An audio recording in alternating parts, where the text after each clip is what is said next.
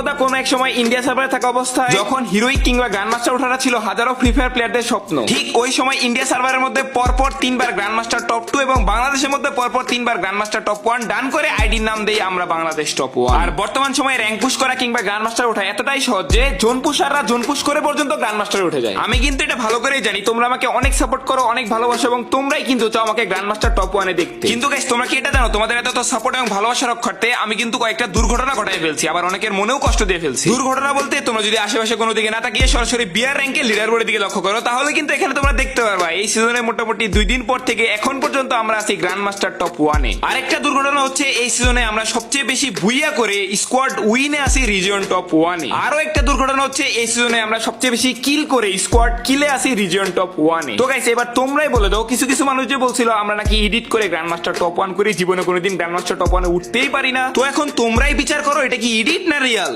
আর তোমরা যারা আমাকে সাপোর্ট করো তাদের তো অনেক অনেক বেশি ধন্যবাদ, ভালোবাসা, লাভ ইউ অল। আর হাতে গোনা যারা কয়েকজন কিছু মানুষের কথাই লাফাইছিলা তাদের জন্য কি এইটুকুই এনাফ না?